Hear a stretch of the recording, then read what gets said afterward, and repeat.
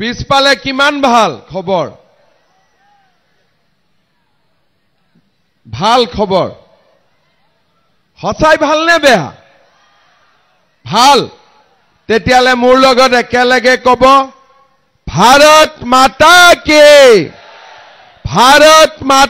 কি নৰেন্দ্ৰ মোদী অমিত শাহ জেপি নাড্ডা আৰু অলপ ভাল হ'ব লাগিব খবৰ জিকিব লাগিব নে না ইলেকশন জিকিব নে নিজিকে সুবাইজাৰ জিকিব নে নিজিকে আচ্ছা সুপাইজাৰ ভালকৈ জিকিব নে থুৰিবাৰী ভালকৈ জিকিব কোনে আছে থুৰিবাৰী জিকিব পাক্কা জিকিব সুবাইজাৰ পুৰা জিকাব পাৰিব একদম ঠিক আছে থুৰিবাৰী গ্যাৰেণ্টি ঠিক আছে আজিৰ সভাত আমাৰ মাজত উপস্থিত আমাৰ প্ৰভাৰী হৰিশ দ্বিবেদী ডাঙৰীয়া মন্ত্ৰী কৌশিক ৰায় ডাঙৰীয়া আমাৰ দলৰ সাধাৰণ সম্পাদক পল্লৱ লোচন দাস ডাঙৰীয়া বিধায়ক অজয় কুমাৰ ৰয় ডাঙৰীয়া লক্ষীনাথ তাছা ডাঙৰীয়া ৰতন ৰয় ডাঙৰীয়া উজ্জ্বল কান্তি ৰয় ডাঙৰীয়া নৱ বৈশ্য ডাঙৰীয়া অভিৰাম মহানায়ক ডাঙৰীয়া প্ৰভাত বসুমতাৰী ডাঙৰীয়া প্ৰদীপ বায়ন ডাঙৰীয়া সুভাষ দত্ত ডাঙৰীয়া ভাস্কৰ ৰয় ডাঙৰীয়া তপন দাস ডাঙৰীয়া গজেন হাইনাৰী ডাঙৰীয়া আমাৰ বিভিন্ন বুথৰ পৰা অহা কাৰ্যকৰ্তা বন্ধু বান্ধৱীসকল আইমাতৃসকল আৰু সভাত উপস্থিত যুৱক যুৱতী বন্ধু বান্ধৱীসকল আজি বৰষুণৰ বতৰ আৰু বতাহ বৰষুণকো নেওচি সুবাইজাৰ আৰু থুৰিবাৰী পাৰিষদীয় সমষ্টিৰ আমাৰ প্ৰত্যেকটো বুথৰ কাৰ্যকৰ্তাসকল ইয়াত আহি উপস্থিত হৈছে আৰু মোক জনাইছে যে আপোনালোকে সুন্দৰভাৱে বুথ কমিটি ৱাইজ ইয়াতে বহিছে আৰু আমাৰ কাৰ্যকৰ্তা সন্মিলনখন সফল কৰাৰ বাবে ইয়াত সমবেত হৈছে যোৱা 3 দিন ধৰি মই বিটিআৰত মিটিং কৰিছো প্ৰথমে উদালগুৰিত মুদৈবাৰী হৰিচিঙা খালিংদুৱাৰ তাৰ পিছদিনা তামুলপুৰত আমাৰ দৰঙাজুলি নাগৰিজুলি আৰু শুক্লাই চাৰফাং যোৱাকালি বাক্সা জিলাত মই মুছলপুৰ আৰু মথনগুৰিত আমাৰ কাৰ্যকৰ্তাসকলৰ সন্মিলন অনুষ্ঠিত কৰিছিলো আৰু তিনিওখন জিলাতে আৰু আজি চিৰাং জিলাত আমাৰ দলৰ কাৰ্যকৰ্তাসকলৰ যি উপস্থিতি তাৰ পৰা মই ক'ব পাৰো যে এইবাৰ বিটিচিত আটাইতকৈ বেছি সিট বিজেপি দলে লাভ কৰিব তাত আজি কাৰো সন্দেহ নাই আটাইতকৈ বেছি সিট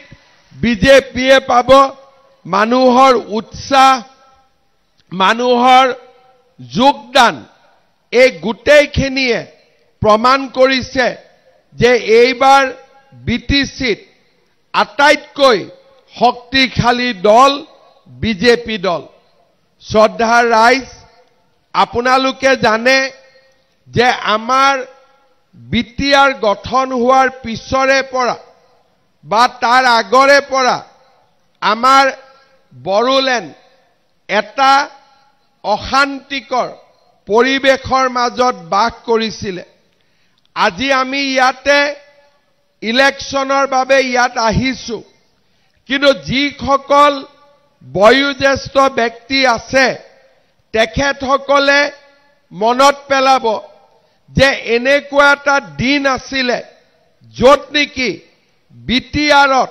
আমাৰ ভোট দিয়াৰো অধিকাৰ নাছিলে বন্দুক লোৱা AK-47 তেনেকুৱা মানুহবোৰ ইয়াত ঘূৰি ফুৰিছিলে আৰু তেওঁলোকে যাকে ভোট দিব কৈছিলে মানুহে তাতেই ভোট দিছিলে বড়োলেণ্ডত বিটিআৰত আগতে ভোট বন্দুক আৰু AK-47 লৈ মানুহে ভোট খুজিছিলে কিন্তু যেতিয়াৰ পৰাই দিল্লীত মোদী চৰকাৰ হল দিছপুৰত বিজেপিৰ চৰকাৰ হল এতিয়া বিটিআৰত কোনেও বন্দুক লৈ ভোট নুখুজে নমস্কাৰ কৰি মানুহৰ পৰা ভোট খুজে মানুহক নমস্কাৰ কৰি কয় যে আমাক ভোট দিব লাগিব আপোনালোকে মনত পেলাওক আগতে কি আছিলে মটৰচাইকেলত আহিলে গাড়ীত আহিলে অমুক চিনত ভোট দিব লাগিব মানুহে ভোটেই দিব নাযায় কিন্তু আজি বিজেপি হক বিপিএফ হক ইউপিপিএল হক সকলোৱে কেনেকে ভোট লয় যে মই ৰাস্তা বনাই দিম স্কুল দিম অৰুণোদয় দিম নমস্কাৰ কৰি প্ৰত্যেক ক্যান্ডিডেটে আজি আমাৰ পৰা ভোট খুজিব আহে তাৰ মানে যি বিটিআৰত এদিন গণতান্ত্ৰিক পৰিবেশ নাছিল যি বিটিআৰত শান্তিৰ পৰিবেশ নাছিল সেই বিটিআৰত আজি গণতান্ত্ৰিক পৰিবেশ উভতি আহিছে শান্তিৰ পৰিবেশ উভতি আহিছে আজিৰ মিটিংখনে লক্ষ্য কৰক এখন বিজেপিৰ মিটিং আগতে যদি এনেকে বিজেপিয়ে মিটিং কৰিলেহেঁতেন কোনবাই নহয় কোনবাই কলেহেঁতেন যে মিটিঙত নাযাবি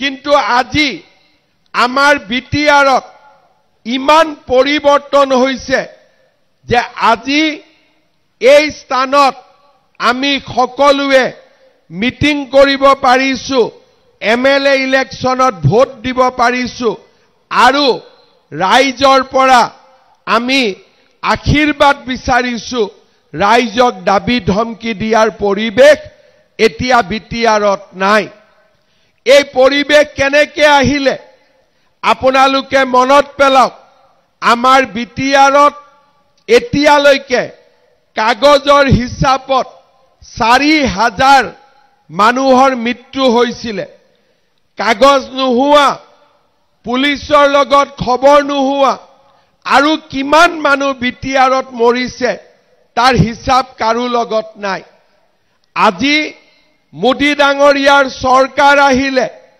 2020 চনত বিটিআৰ চুক্তি হল 2021 চনত মই অসমৰ মুখ্যমন্ত্ৰী হলো যোৱা 5 বছৰত বিটিআৰত এজনো মানুহ মৰা নাই এটাও গুলিকাণ্ড হোৱা নাই এটাও বোমা বিস্ফোৰণ হোৱা নাই এটাও আন্দোলন হোৱা নাই এজন মানুহৰ ওপৰতো কোনো অত্যাচাৰ হোৱা নাই যিখন বিটিআৰ এটা দিন আছিল কোনো মানুহে কল্পনা কৰিব পৰা নাছিল যে এনেকুৱা এটা পৰিবেশ হ'ব আজি বিটিআৰ শান্তি আৰু এটা বিকাশৰ পথেৰে যাত্ৰা কৰিবলৈ সক্ষম হৈছে আপোনালোকে চিন্তা কৰক যদি অসমত বিজেপিৰ চৰকাৰ নাহিলেহেঁতেন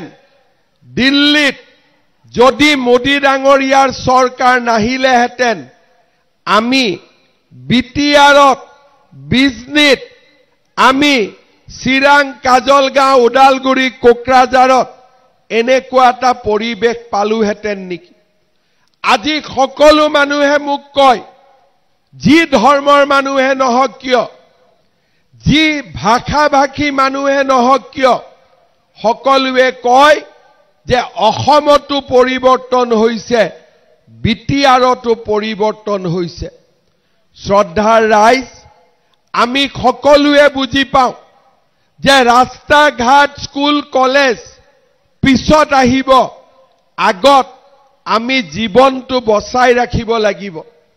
যোৱা 5 বছৰ মই চেষ্টা কৰিছিলো যাতে বিটিআৰত স্থায়ী শান্তি আহিব পাৰে।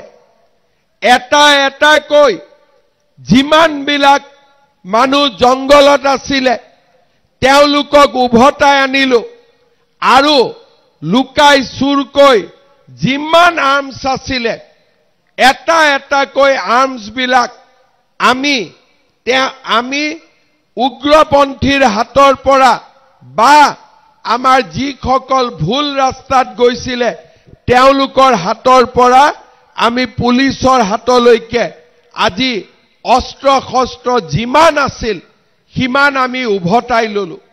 যোৱা 5 বছৰত বিটিচিত আমি যিমান অস্ত্ৰ যিমান শস্ত্ৰ আমি মানুহৰ হাতৰ পৰা পুলিচৰ হাতলৈ আনিছো তাৰ লিষ্টখন বহুত দীঘলীয়া। আজি যদি বিজেপি দল নাথাকিলেহেঁতেন এই কাম কোনেও কৰিব নোৱাৰিলেহেঁতেন। আজি আপোনালোকে দেখা পাব যে বিজেপি বিটিআৰত ৰাইজৰ হৈ থিয় হৈ আছে কাৰণে আজি বিটিআৰ সম্পূৰ্ণৰূপে শান্তিত আছে, আৰু আজি আমি নিৰ্বাচনৰ বাবেও সাজু হৈছো। শ্ৰদ্ধাৰ ৰাইজ, যোৱা 5 বছৰ আছিল শান্তিৰ কাৰণে, যাতে এটা সম্প্ৰদায় এটা গোষ্ঠী আন এটা গোষ্ঠীৰ ওচৰ চাপি আহিব পাৰে, মানুহৰ মাজত সমন্বয় সৃষ্টি হ'ব পাৰে। আজি সেই পৰিৱেশ আমি পালো। এতিয়া আমাৰ দায়িত্ব কি? এতিয়া আমাৰ লক্ষ্য কি? এই বিটিআৰক আমি সৰ্বাংগ সুন্দৰ কৰি নিৰ্মাণ কৰা। কিন্তু তেতিয়ালৈকে এই বিটিআৰ সৰ্বাংগ সুন্দৰ নহব যেতিয়ালৈকে সকলো জাতি জনগোষ্ঠীয়ে এই বিটিআৰক নিজৰ বুলি নাভাবিব। সেই কাৰণে মই যতেই গৈছো এইবাৰ তাতেই কৈছো যে অহা 5 বছৰত মোৰ লক্ষ্য হ'ব বিটিআৰত যাতে কোনো দ্বিতীয় শ্ৰেণীৰ নাগৰিক নাথাকে, সকলো প্ৰথম শ্ৰেণীৰ নাগৰিক হ'ব পাৰে, সকলো প্ৰথম শ্ৰেণীৰ নাগৰিক হ'ব পাৰে। শ্ৰদ্ধাৰ ৰাইজ, বড়ো জনগোষ্ঠীৰ লোকে, ৰাভা, সোণোৱাল কছাৰী, আমাৰ মদাহী, বৰ্মন কছাৰী সকলো লোকে বিটিআৰত প্ৰথম শ্ৰেণীৰ নাগৰিক হ'ব। আৰু লগে লগে আমাৰ বঙালী ভাষী, কোচ ৰাজবংশী, আমাৰ হিন্দু, মুছলমান, খ্ৰীষ্টিয়ান, নেপালী, গোৰ্খা, অসমীয়া ভাষী সকলো ৰাইজে ভাবিব লাগিব যে ময়ো বিটিআৰৰ প্ৰথম শ্ৰেণীৰ নাগৰিক, আৰু তেতিয়াহে এই বিটিআৰক সকলোৱে উন্নতিৰ ফালে লৈ যাব পাৰিব। মনত দুখ থাকিব নালাগিব, মনত কষ্ট থাকিব নালাগিব। সকলো মানুহে বিটিআৰখনক নিজৰ বুলি ভাবিব লাগিব। কিন্তু যেতিয়ালৈকে মানুহে মনত ভাবিব যে মই প্ৰথম শ্ৰেণীৰ নাগৰিক নহয়, মই দ্বিতীয় শ্ৰেণীৰ নাগৰিক, তেতিয়ালৈকে বিটিআৰ কেতিয়াও আগবাঢ়ি যাব নোৱাৰে। শান্তি থাকিলেও বিটিআৰ আগবাঢ়ি যাব নোৱাৰে। আৰু সেই কাৰণেই এইবাৰ বিজেপি দলে এই কাম কৰি দেখুৱাব যে বিটিআৰত কোনো দ্বিতীয় শ্ৰেণীৰ নাগৰিক নাথাকে, সকলো প্ৰথম শ্ৰেণীৰ নাগৰিক হিচাপে স্বীকৃতি পাব লাগিব। আজি বিটিআৰত 26টা জনগোষ্ঠীৰ লোক বাস কৰে। এই 26টা জনগোষ্ঠীৰ লোকে মাটিৰ অধিকাৰ পাব লাগিব। আজি আমাক মানুহে কয় যে দাদা আমাৰ মাটিৰ কাগজ হোৱা নাই, আমি কৰিব পৰা একো নাথাকে। বিটিআৰত আমাৰ চৰকাৰ নাই, খালি আমাৰ মানুহখিনিৰ যাতে অশান্তি নহয় তাৰ বাবে আমি যেনে তেনে কোকৰাঝাৰত আমি এটা পৰিবেশ ৰাখি থৈছো যাতে মানুহখিনিৰ ওপৰত অত্যাচাৰ নহয় আমি 9টা সিট জিকিছিলো 9টা সিটেৰে চৰকাৰ হ'ব নোৱাৰে আৰু অসম চৰকাৰেও বিটিআৰত কৰিব খুজিলেও আমি কৰিব নোৱাৰো কাৰণ বিটিআৰ চৰকাৰখনত আমাৰ মাত্ৰ 9 জন প্ৰতিনিধি আছিল কিন্তু আমি যদি এবাৰ কাৰ্বি আলং ডিমা হাছাওৰ দৰে এবাৰ যদি বিটিআৰত আমি বিজেপিক প্ৰতিষ্ঠা কৰিব পাৰো তেতিয়া হলে বিটিআৰত কোনো মানুহৰ মাটি বাৰীৰ একোৱে সমস্যা নাথাকিব সকলোৱে সমান অধিকাৰ লাভ কৰিব আৰু সেই কাৰণে এইবাৰ আমাৰ মাজত আলোচনা হৈছিল যে আমি কিমান সিটত ইলেকশন খেলিম আমি জোৰ কৰি ইলেকশন খেলিম নে আমি লাহেকৈ ইলেকশন খেলিম আমি সৰুকৈ ইলেকশন খেলিম নে সমস্ত শক্তিৰে ইলেকশন খেলিম মই আমাৰ দলৰ লগত আলোচনা কৰিছিলো যে বিটিআৰৰ ৰাইজে আমি সভাই সমিতিয়ে গলে আমাক প্ৰশ্ন কৰে কিন্তু প্ৰশ্নৰ উত্তৰ দিবলৈ আমাৰ চৰকাৰ নাথাকে সেই কাৰণে বিটিআৰত এইবাৰ বিজেপিয়ে অকল ইলেকশন নেখেলে বিজেপি এইবাৰ জিকিবৰ কাৰণে ইলেকশন খেলিব আৰু আমি জিকিবৰ কাৰণে সকলোৱে লগ হৈ ইলেকশন খেলিম জিকিম নে নাই আমি জিকিবৰ কাৰণে ইলেকশন খেলিম নে নাই মই সকলো কাৰ্যকৰ্তাকে অনুৰোধ কৰিম যে এইবাৰ আপোনালোকে ইলেকশন খেলাৰ কাৰণে ইলেকশন নেখেলিব ইলেকশন জিকাৰ কাৰণে এইবাৰ ইলেকশন খেলিব যদি আমি ইলেকশন জিকো বিজেপি দলে যদি আটাইতকৈ বেছি সিট পোৱা দল হিচাপে আমি যদি বিজয়ী হ'ব পাৰো তেতিয়া হলে বিটিসিত 26টা জনগোষ্ঠীৰ ৰাইজৰ কোনো সমস্যা নাথাকিব কাৰণ বিটিসিৰ সমস্যা সমাধান কৰিব অকল বিজেপি দলে পাৰিব আন কোনো দলে নোৱাৰে কাৰণ বিজেপি দলৰ নীতি স্পষ্ট বিজেপি দলৰ লক্ষ্য স্পষ্ট আৰু বিজেপি দলে বিশ্বাস কৰে যে সকলো জাতি জনগোষ্ঠীয়ে যেতিয়া সমান অধিকাৰ পাব তেতিয়াহে এই বিটিসিখনৰ উন্নতি হ'ব পাৰিব মোক যোৱাকালিও সাংবাদিকসকলে সুধিছিল যে আপোনালোকৰ প্ৰতিদ্বন্দিতা কাৰ লগত কন্টেষ্ট কাৰ লগত হ'ব বিপিএফৰ লগত নে ইউপিপিএলৰ লগত মই এটাই কথা কৈছো যে বিপিএফও আমাৰ শত্ৰু নহয় ইউপিপিএলও আমাৰ শত্ৰু নহয় মাত্ৰ এইবাৰ আমাৰ ৰাইজে পদুম ফুলৰ ছবিত ভোট দিব পদুমক ভোট দিব যাতে পদুমৰ ছবিত আমি চৰকাৰ গঠনত আটাইতকৈ শক্তিশালী ভূমিকা ল'ব পাৰো শ্ৰদ্ধাৰ ৰাইজ আজি আমাৰ ৰাজ্য চৰকাৰে কিমান ভাল ভাল আঁচনি লৈছে গোটেই অসমতে আঁচনি ৰাইজে ধুনীয়াকৈ পায় কিন্তু বিটিআৰত মোৰ আঁচনি ময়ে ভাল কৰি দিব নোৱাৰো মোৰে আঁচনি আমাৰে টকা কিন্তু বিটিআৰত আঁচনি আমি দিব নোৱাৰো কাৰণ ইয়াত আমি যি কৰিব লাগে আমি বিটিআৰ চৰকাৰৰ জৰিয়তে কৰিব লাগে বিটিআৰ চৰকাৰ বিজেপিৰ নহয় আমি যদি কিবা কৰিব লাগে অনুৰোধ কৰিব লাগে ৰিকুৱেষ্ট কৰিব লাগে কথা পাতিব লাগে বাৰে বাৰে কোকৰাঝাৰত আহিব লাগে যোৱা কেইদিনমান আগতে অৰুণোদয় আঁচনিৰ কাম আৰম্ভ হৈছে মই গুৱাহাটীৰ পৰা কৈছো যে সকলোৱে অৰুণোদয় পাব লাগে সকলো জায়গাতে ধুনীয়াকৈ নিৰ্বাচন হয় কিন্তু বিটিসিত ৰাইজে মোক কয় যে আমাৰটো নহব আমাৰ নামটো লিষ্টত নাহিব মই বিটিসিৰ 5টা ডিসিৰ অফিসত মুখ্যমন্ত্ৰী হৈ নিজে গৈছো যাতে আমাৰ মানুহে কাম পাব পাৰে, আমাৰ মানুহে আঁচনি পাব পাৰে। বেলেগ জায়গাত টেলিফোন কৰিলে কাম হ'ব, কিন্তু বিটিআৰত বিজেপিৰ চৰকাৰ নাই।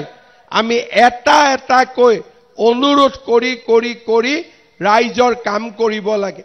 আজি আপোনালোকে যদি এবাৰ বিজেপিৰ চৰকাৰ আমাৰ বিটিআৰত কৰি দিয়ে, মোদী ডাঙৰীয়াৰ আঁচনি, দিছপুৰৰ আঁচনি, সকলো আঁচনি, আমি কাকো ৰিকুৱেষ্ট কৰিব নালাগে, আপোনালোকে নিজৰ প্ৰাপ্য আঁচনি নিজে ডাইৰেক্টলি পাব পাৰিব। আজি মোদী ডাঙৰীয়াৰ আঁচনি, প্ৰধানমন্ত্ৰী আৱাস যোজনা আমি খুজিবগৈ লাগে VCDC, পইচা মোদীৰ, কিন্তু আঁচনিৰ মালিক VCDC। অৰুণোদয় পইচা আমাৰ, কিন্তু আঁচনি কৰিব লাগে VCDC। এই ব্যৱস্থাৰে BTCৰ উন্নতি হ'ব নোৱাৰে। BTCৰ তেতিয়া উন্নতি হ'ব যেতিয়া দুখীয়া দৰিদ্ৰ মানুহে কাকো হাত নাপাতাকৈ চৰকাৰী আঁচনি লাভ কৰিব পাৰিব আৰু ৰাইজে ৰজা হ'ব। আৰু সেই কাৰণে এই প্ৰত্যেকটো মানুহ, প্ৰত্যেকজন মানুহৰ ইলেকশ্যনত আমি বিজেপি দলক সুবাইজাৰতো জিকাব লাগিব, থুৰিবাৰীতো আমি জিকাব লাগিব। লাগিবনে নাই জিকাব? লাগিবনে নাই জিকাব? জিকাব কৰিব নালাগে। আমি বিজেপি দলক ভোট দিব লাগে, বিজেপি দলক শক্তিশালী কৰিব লাগে আৰু বিটিআৰত আটাইতকৈ বেছি সিট আমি বিজেপি দলক দিব লাগে। আৰু সেই কাম তেতিয়া হ'ব যেতিয়া আমাৰ কাৰ্যকৰ্তাসকলে সুন্দৰভাৱে এই নিৰ্বাচনত প্ৰচাৰ চলাব, ৰাইজক বুজাব যে মোদীৰ চৰকাৰ লাগে, আমাক বিজেপিৰ চৰকাৰ লাগে, আৰু তেতিয়াই আমাৰ ইয়াত পৰিৱৰ্তন আহিব। কেণ্ডিডেট কোন হ'ব, কোনে টিকট পাব, কোন জাতিয়ে পাব, কোন সম্প্ৰদায়ে পাব, সেয়া আমাক নালাগে। আমাক এটাই লাগে যে পদুমৰ ছবিত আমি ভোট দি এইবাৰ বিটিআৰত আটাইতকৈ বেছি পদুম ফুলৰ সিট আমি জিকাব লাগে। পাৰিম নে নাই জিকাবৰ কাৰণে? পাৰিম নে নাই জিকাবৰ কাৰণে? আপোনালোকে এটা কথা মনত ৰাখিব যে চৰকাৰৰ আঁচনি আৰু আমাৰ অধিকাৰ আমি তেতিয়া পাম যেতিয়া আমি মনে বিচৰা দলটোক আমি চৰকাৰত বহুৱাব পাৰিম। যদি আমি মনে বিচৰা দলটোক চৰকাৰত আমি বহুৱাব নোৱাৰো, তেতিয়াহ'লে আমি কেতিয়াও আমাৰ লক্ষ্যত উপনীত হ'ব নোৱাৰো। আজি আমাৰ চৰকাৰে কিমান আঁচনি লৈছে, আগত কোনো চৰকাৰে ইমান আঁচনি লোৱা নাছিল। আজি আপোনালোকে জানে যে অৰুণোদয় আঁচনিত আমি মাহত 1250 টকা এটা এটা দুখীয়া পৰিয়ালে লাভ কৰে।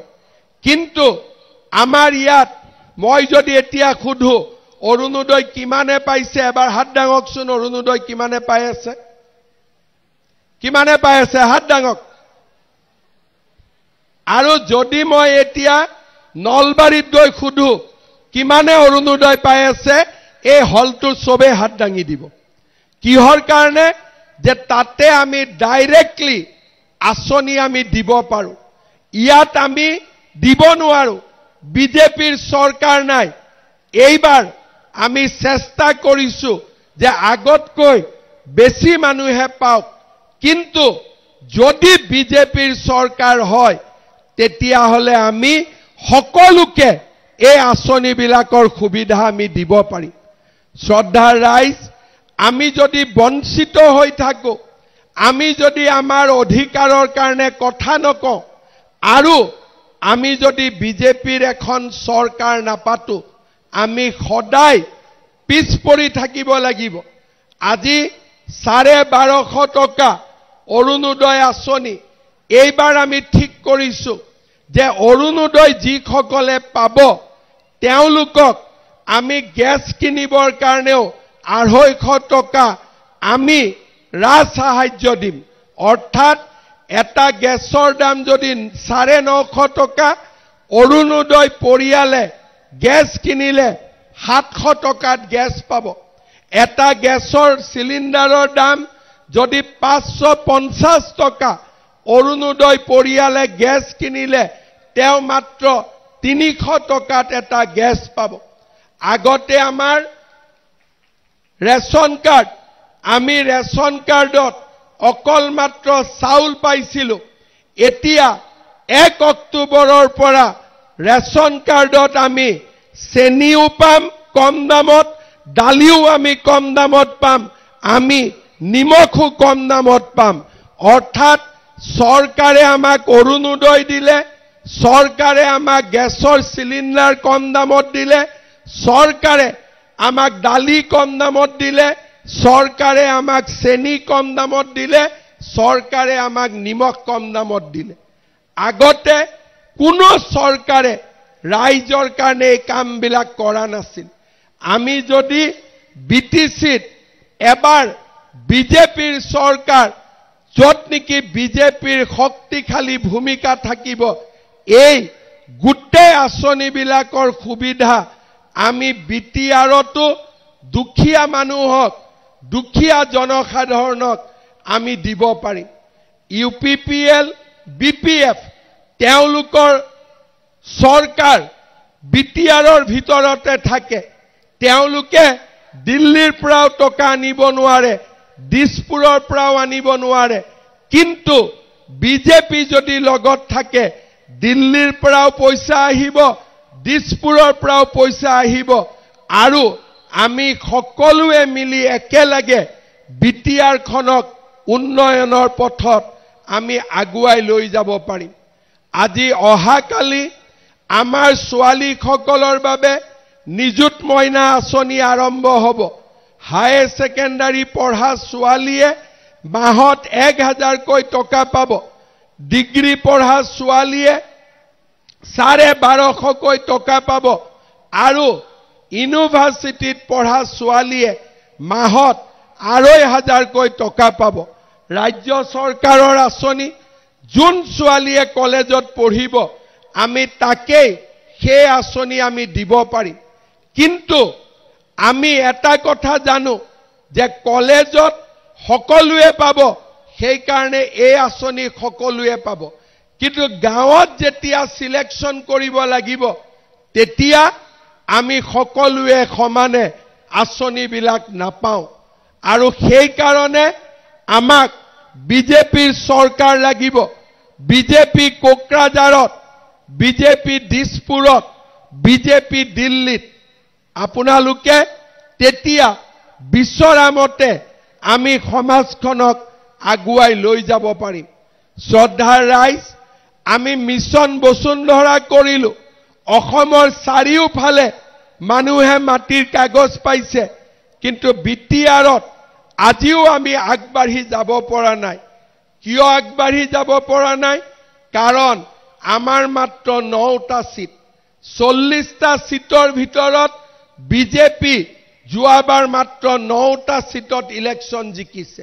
9টা সিটত সৰকাৰ নহয় 9টা সিটত জিকা পাৰ্টিক কোনেও যিমান গুৰুত্ব দিব লাগে সিমানো গুৰুত্ব নিদিয়ে কিন্তু এইবাৰ যদি আমি ইলেকশনত সকলোৱে যদি লগ হৈ বিজেপি দলক শক্তিশালী কৰি নিৰ্মাণ কৰিব পাৰো তেতিয়া হলে ৰাইজেও যিমান সমস্যা ভোগ কৰি আছিল সেই সমস্যাবিলাকৰ পৰা ৰাইজ মুক্ত হ'ব পাৰিব আৰু সেই কাৰণে মোৰ সহজ ৰাস্তা আছিল মই যদি বিপিএফৰ লগত এলায়েন্স কৰিলোহেতেন আৰামত জিকিব পাৰিলোহেতেন ইউপিপিএলৰ লগত এলায়েন্স কৰিলেও মই আৰামত জিকিব পাৰিলোহেতেন কিন্তু আমি জিকিব পাৰিলোহেতেন ৰাইজৰ সুবিধা নহলহেতেন আমাক জিকাৰ কাৰণে সহজ ৰাস্তা নালাগে আমি টান ৰাস্তাৰে যাম কাৰণ আমি ৰাইজক উপকাৰ কৰিব লাগিব ৰাইজক আমি সমান অধিকাৰ দিব লাগিব আজি আপোনালোকে চিন্তা কৰক মই যদি হাগ্ৰামা মহিলাৰীক কলোহেঁতেন যে মোক 15টা সিট দিয়ক, আপুনি 25টাত খেলক, কোনো কথা নাছিল। প্ৰমোদ বড়োক যদি মই কলোহেঁতেন যে আপুনি মোক 15টা সিট দিয়ক, আপুনি 25টা সিটত ইলেকশ্যন খেলক, কোনো অসুবিধা নহলহেঁতেন। ধুনীয়াকৈ আমাৰো যিকেইটা জিকিব লাগে জিকি গ'লহেঁতেন, 8টা 9টা জিকি গ'লহেঁতেন। কিন্তু 8টা 9টা জিকিলে আমি চৰকাৰত একোৱে কৰিব নোৱাৰো, খালি হাত চাপৰি মাৰিবৰ কাৰণে আমি তাতে যাব লাগিব। যোৱা 5 বছৰত আমাৰ অভিজ্ঞতা যে যদি বিজেপি বিটিআৰত শক্তিশালী হ'ব নোৱাৰে, তেতিয়াহ'লে আমি কেতিয়াও মানুহৰ কাম কৰিব নোৱাৰো। আৰু সেই কাৰণে এইবাৰ আমি কৈছো যে আপোনালোকে পদুমত ভোট দিয়ক। পদুমে শক্তিশালী হ'ব, বিটিআৰত কোনো দ্বিতীয় শ্ৰেণীৰ নাগৰিক নাথাকিব, সকলো প্ৰথম শ্ৰেণীৰ নাগৰিক হ'ব পাৰিব। সকলোৱে নিজৰ বিটিআৰখনক নিজে বিচৰা ধৰণে আগবঢ়াই লৈ যাব পাৰিব। ইলেকশ্যন ডিক্লেয়াৰ কৰিব এতিয়াও বাকী আছে। মই আপোনালোকক সুধিছো, বিজেপিয়ে নিজে খেলিব লাগে নে বেলেগৰ লগত হাত মিলাই ইলেকশ্যন খেলিব লাগে? এবাৰ পাক্কা কথা কওক, নিজে খেলিব লাগে নে হাত মিলাই ইলেকশ্যন খেলিব লাগে? আধাইটো একো মাতা নাই, তাৰমানে হাত মিলাই খেলিব লাগে নেকি? নিজে খেলিব লাগে নে হাত মিলাই খেলিব লাগে? আৰু অলপ ডাঙৰ কৰি কওক। আমাৰ হৰিশ দ্বিবেদী প্ৰভাৰী দিল্লীৰ পৰা আহিছে, শুনি আছে, পিছত মোক কৈ ক'ব যে সবেইটো কোৱা নাই, গতিকে দাদা হাত মিলাই ইলেকশ্যন খেলক। আপোনালোকে পাক্কা কথা কওক, হাত মিলাই ইলেকশ্যন খেলিব লাগে নে পদুমৰ চিনত ইলেকশ্যন খেলিব লাগে? পাক্কা? কিন্তু পিছত পদুমক ওপৰত উঠাই দি আকৌ ভোট নিদিলে নহ'ব। সকলোৱে দিনে ৰাতি কষ্ট কৰিব লাগিব। ৰেডি আছে নে নাই কষ্ট কৰিব? ৰেডি আছে নে নাই? পিছত ক'ব আমাৰ মনৰ মতন কেণ্ডিডেট নহল, সেইকাৰণে হাৰি গ'ল।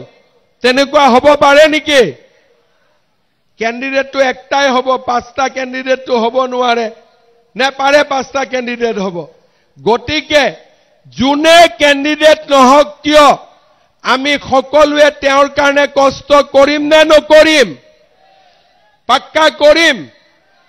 আপোনালোকে এটাই কথা মনত ৰাখিব, এইবাৰ চাৰিওফালে মই ওদালগুৰি গৈছো, তামুলপুৰ, বাক্সা, চিৰাং, কোকৰাঝাৰ, এনেকুৱা বিজেপিৰ মিটিং আগত হৈছিলে নেকি? কেতিয়াবা হৈছিল নেকি? এইবাৰ আমাৰ সকলো মানুহ জাগ্ৰত হৈছে। এইবাৰ ইলেকশ্যন জিকাৰ আটাইতকৈ ভাল পৰিৱেশ আছে। আমাৰ যিমান কষ্ট আছে, যিমান আমাৰ মনত দুখ আছে, যিমান আমাৰ মনত বেদনা আছে, এইবাৰ সব আমি পিছ পেলাই নতুন ৰাস্তা দি আগবাঢ়িব পাৰিম যদি আমি বিজেপি দলক জিকাব পাৰো। আপোনালোকে জানে যে ইয়াৰ পিছত এছেম্বলি ইলেকশ্যন আছে। 2026 চনত মই মুখ্যমন্ত্ৰী হ'ব লাগে, নিয়ম মতে মই ইয়াত আহিবই নালাগে। ভাই বিপিএফ জিকক, ইউপিপিএল জিকক আমাক ছাপোৰ্ট কৰিব লেঠা শেষ হয় নে নহয়? মই বিপিএফক কম তুমি জিকিলে মোক ছাপোৰ্ট কৰিবা, ইউপিপিএলক কম তুমি জিকিলে মোক ছাপোৰ্ট কৰিবা। কিন্তু মই সহজ ৰাস্তা বিচৰা নাই। মই এইবাৰ বিচাৰিছো যে আমাৰ চৰকাৰ হলে নহব, দিছপুৰত বিটিআৰৰ ৰাইজো আগবাঢ়িব লাগিব, বিটিআৰৰ ৰাইজেও সমান অধিকাৰ পাব লাগিব। আৰু সেই কাৰণে যোৱা 1 মাহ ধৰি আমি একোৱে কৰা নাই। যোৱা কালিও গোটেই দিনটো মই বাক্সাত আছো, আজিও গোটেই দিনটো চিৰাঙত, অহা পৰহি আকৌ কোকৰাঝাৰত, আকৌ কোকৰাঝাৰ শেষ কৰি আকৌ ওদালগুৰি, তামুলপুৰ, বাক্সা, চিৰাং, কোকৰাঝাৰ 20 তাৰিখলৈকে মই গুৱাহাটীত একোৱে কাম ৰাখা নাই, মাত্ৰ বিটিআৰ। কাৰণ বিটিআৰৰ ৰাইজে আমাক ইলেকশ্যনৰ সময়ত কয় যে দাদা জমিটাৰ কাজ হলো না, দাদা এইটো নাই হোৱা মই শুনি থাকিব লাগে, কৰিব একো নোৱাৰো। সেইকাৰণে এইবাৰ আমি সিদ্ধান্ত লৈছো যে আমাৰ কৰিব পাৰা অধিকাৰ আমাক লাগে। বিজেপিক আটাইতকৈ শক্তিশালী দল হিচাপে আমি বিটিআৰত ইলেকশ্যন জিকাব লাগে। আৰু একবাৰ যদি বিটিআৰত বিজেপি হায়েষ্ট সিট পাব পাৰে, ৰাইজৰ দুখ কষ্ট একেদিনাই একেবাৰে নোহোৱা হৈ যাব। কাৰণ আমি বিজেপি কাৰো এগেইনষ্টত নাই, আমি সকলোৰে সমৰ্থনত আছো। 26টা জনগোষ্ঠীৰ কাম হওক, একেলগে কাম হওক, সকলো মিলা মিছাৰে থাকক। বিজেপিৰ লক্ষ্য যে এখন ঘৰত 5টা ল'ৰা সমানে যেনেকে মাকে মৰম কৰে, তেনেকে যাতে চৰকাৰখনেও 5টা ল'ৰাকে সমানে মৰম কৰে। আমাৰ বিটিচিত 26টা ল'ৰা ছোৱালী আছে, 26টা জাতি জনগোষ্ঠী আছে। বিটিচি চৰকাৰখন এনেকুৱা হ'ব লাগে যাতে 26টা জনগোষ্ঠীকে নিজৰ ল'ৰা ছোৱালী হিচাপে ভাবে। আৰু সেই পৰিৱেশ কোনে আনিব পাৰিব? অকল বিজেপি দলে আনিব পাৰিব, আৰু কোনেও আনিব নোৱাৰে। ভোট আমি যাকে নিদিও কিয়, ভোট দিয়া হ'ব, কিন্তু আমাৰ কাম নহ'ব। কিন্তু যদি আমি বিজেপি দলক জিকাও, বিজেপি দল শক্তিশালী হয়, সকলো আমাৰ 26টা জনগোষ্ঠী নিজৰ ল'ৰা ছোৱালীৰ দৰে চৰকাৰখনে মৰম কৰিব, আৰু আমি আগবঢ়াই লৈ যাব পাৰিম। আজি মই বিজনীত আছো। অজয় ৰয়ক যোৱাবাৰ আপোনালোকে জিকুৱাইছিলে। আজি আপোনালোকে নিজে দেখিছে যে আমি বিজনীত বিটিআৰ চৰকাৰ নাথাকোতেও আমি যিমান পাৰো, যিমান প্ৰতিশ্ৰুতি দিছিলো, গোটেইখিনি কাম আমি কৰিছো। কিন্তু কাম আৰু 3 গুণ হ'ব লাগিছিল, আৰু 4 গুণ হ'ব লাগিছিল। কিন্তু কাম কৰিবৰ কাৰণে অজয় ৰয়ে যদি কয় অমুক গাঁৱত মাটিটো লাগে, বিটিআৰে উল্টা ফালে মাটিটো দি দিয়ে। বোলে এই ৰাস্তা কৰিব লাগে, নহয় এইফালৰ পৰা আৰম্ভ কৰিব লাগে। কিন্তু কোকৰাঝাৰতো যদি আমাৰ অধিকাৰ থাকে, দিছপুৰতো আমাৰ অধিকাৰ থাকে, দিল্লীতো অধিকাৰ থাকে, তিনিটাই একেলগে একে ডাইৰেকশ্যনত আমি সমাজখনক আগুৱাই লৈ যাব পাৰিম।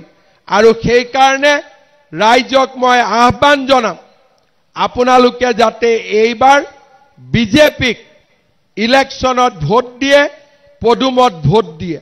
মই যোৱাকালি মোক এজন সাংবাদিকে সুধিছিল যে আপোনালোকে কেইটা সিটত ইলেকশ্যন খেলিব। মই কৈছিলো যে মই 20 তাৰিখৰ আগতে 20ৰ পৰা 25ৰ ভিতৰত ইলেকশ্যন ডিক্লেয়াৰ হ'ব।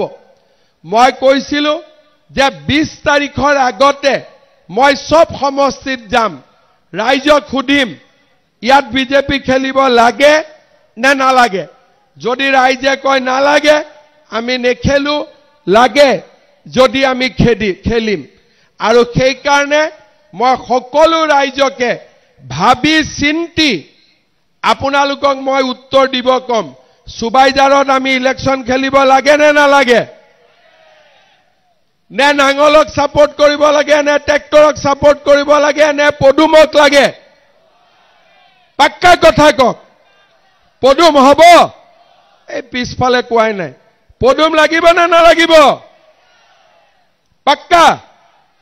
পিছত নকব অমুক কেণ্ডিডেট হল কাৰণে হাৰি গল বুলি। জিকিব নে নাই পদুম? সুবাইজাৰ, থুৰিবাৰী, পদুম লাগে নে নালাগে? পাক্কা কথা কওক, চিন্তা কৰি। পিছত বোলে ওই ক্যান্ডিডেট হলো না, ওনাকে আমি ভোট দিবে না, এরকম হলে হবে না। ঠিক আছে? পদুম লাগে না না লাগে? পাক্কা লাগে? ঠিক আছে।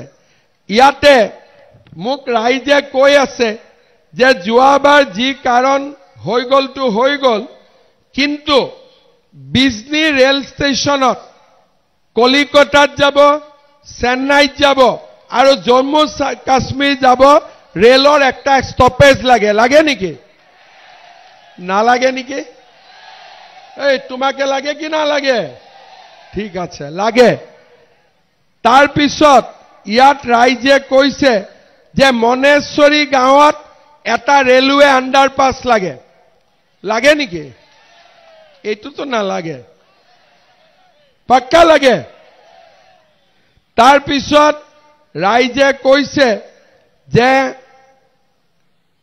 নাংগ দৰবাৰী কানামাকৰা ব্ৰিজৰ পৰা কুজৰাগুৰি ভিলেজলৈকে ইৰোশন গৰাখনীয়া কন্ট্ৰোল লাগে গৰাখনীয়া হৈ আছে নেকি ইয়াতে আচ্ছা কোনটা জায়গা অজয় সুবাইজাৰ কোনটা জায়গা খুজৰাগুৰি ইয়াতো সুবাইজাৰ মানে নালাগে বুলি কৈ আছে খুজৰাগুৰিত লাগে না নালাগে গৰাখনীয়া কন্ট্ৰোল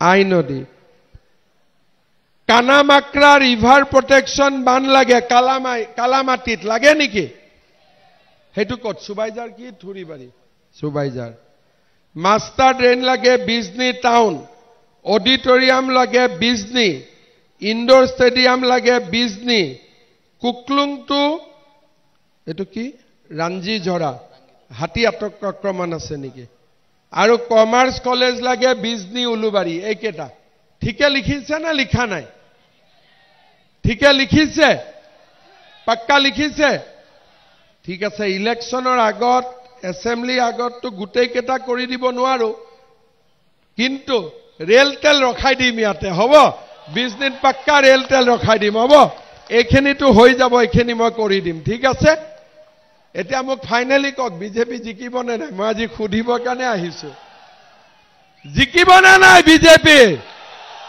পাক্কা ঠিক আছে তেতিয়াহলে মই কত কত ইলেকশন খেলিম লিষ্ট বনাই আছো সুবাইজাৰ ইলেকশন খেলিম থুৰিবাৰী খেলিম পাক্কা ভাবি চিন্তি কৈছে কি নাই ঠিক আছে হবে তো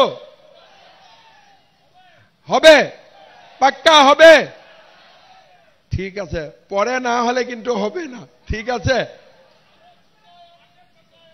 জিকা আনিব পাক্কা ঠিক আছে সকলোৱে জিকা আনিব একদম পাক্কা পাক্কা পুৰা পাক্কা থুৰিবাৰী আমি ইলেকশন খেলিম সুবাইজাৰ ইলেকশন খেলিম পাক্কা তেতিয়ালে মোৰ লগত কব ভাৰত মাতা কে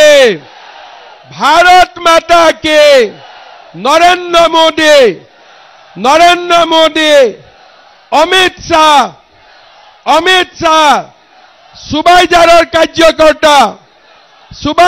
কাৰ্যকৰ্তা থুৰিবাৰীৰ কাৰ্যকৰ্তা বহুত বহুত ধন্যবাদ দুটা কথা কৈছো আগষ্টত ইলেকশন ডিক্লেয়াৰ হ'ব দুৰ্গা পূজাৰ আগতে ইলেকশন হ'ব ঠিক আছে ইলেকশনৰ সময়ত মই সুবাইজাৰতো মিটিং কৰিব আহিম থুৰিবাৰীতো মিটিং কৰিব আহিম ঠিক আছে বহুত বহুত ধন্যবাদ জয় হিন্দ বন্দে মাতৰম হেল্ল'